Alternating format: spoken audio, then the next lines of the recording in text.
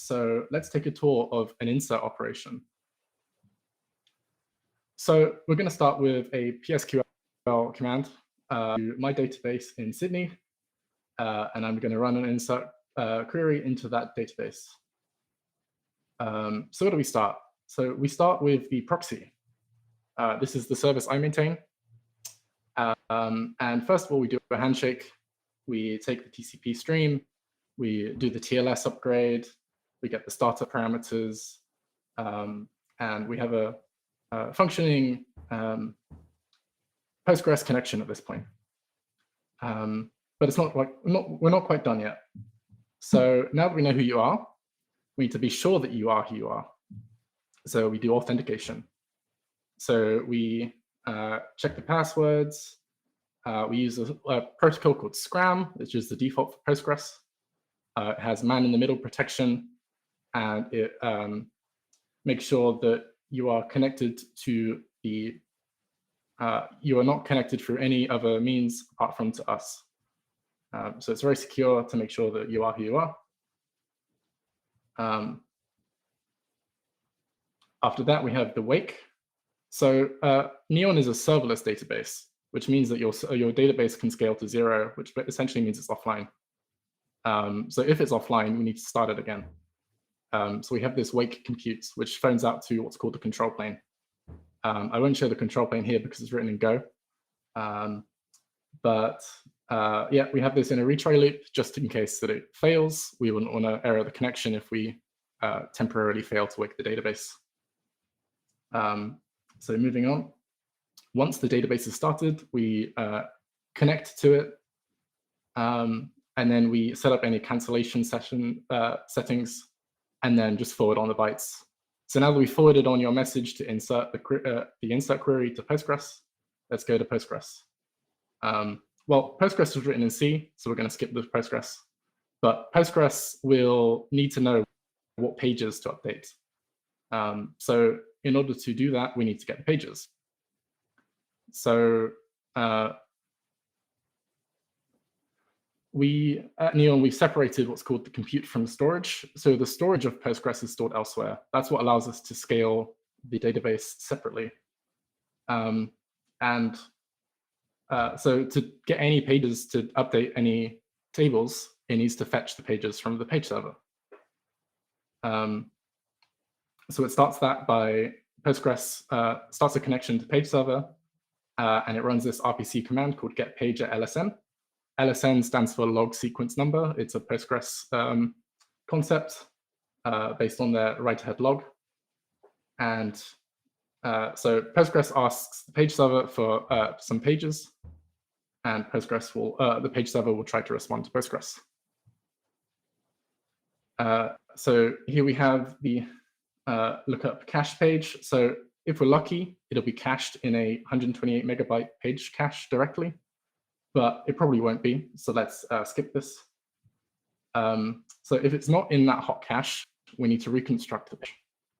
So page server stores pages as either image layers or delta layers. Image layers save a snapshot of a page at a given timestamp. Delta layers contain a diff of the pages at later timestamps. These image layers or delta layers might be stored in memory. They might be stored on an SSD on the local machine, or if we're unlucky, they might be stored in S3.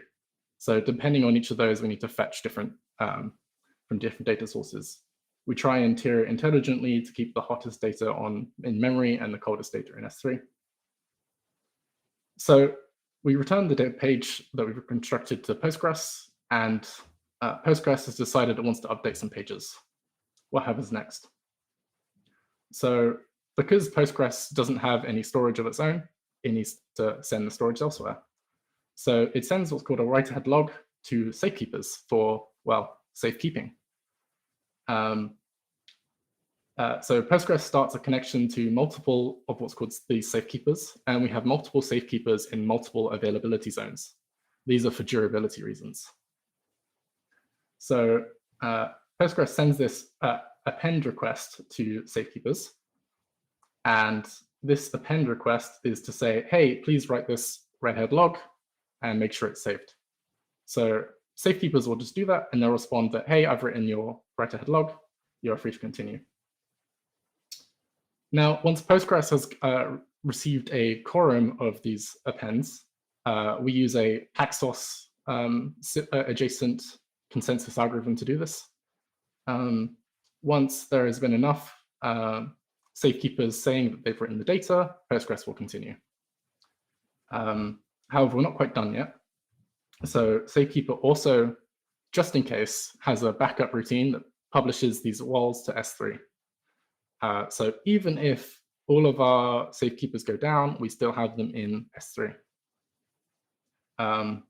So Postgres is happy, we've written the data, but we're not quite done yet because Postgres needs the data in page servers.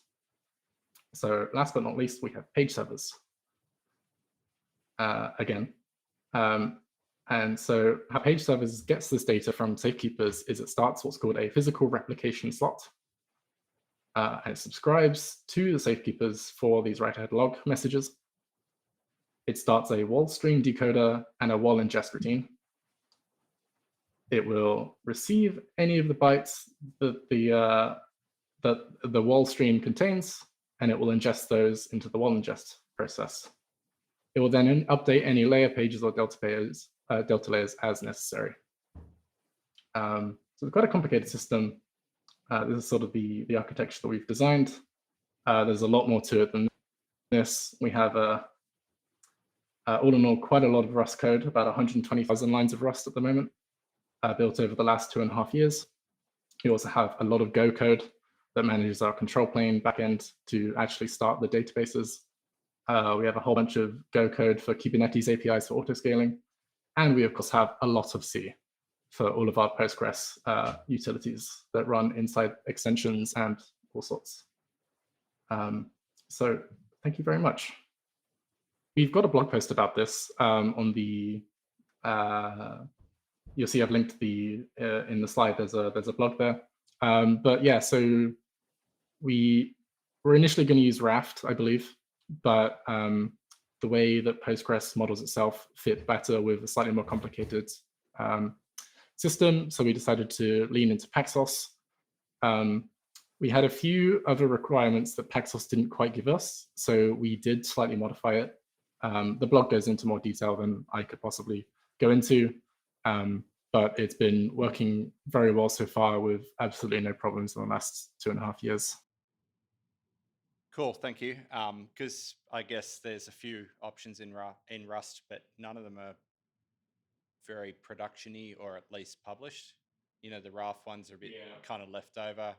There's version stamp replication, which is not really happening. Paxos, there's barely any. And have you done deterministic simulation or any of that sort of foundation DB kind of level testing? Yes, we do both deterministic and also fuzzing as well. So we run simulation tests as well. Awesome. I'll go and read the blog post. Thank you. Just sort of a quick sort of high level one, but I've got friends who just love to lament the likes of Dynamo and Mongo. But given this is Postgres, it doesn't sound like, you know, there's as many headaches.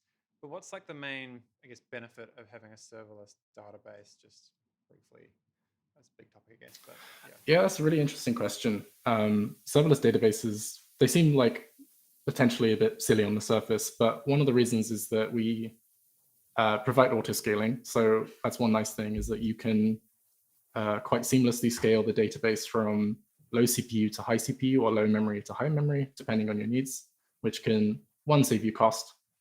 The other thing is that we, as mentioned by one of the askers earlier, we have a feature called branching.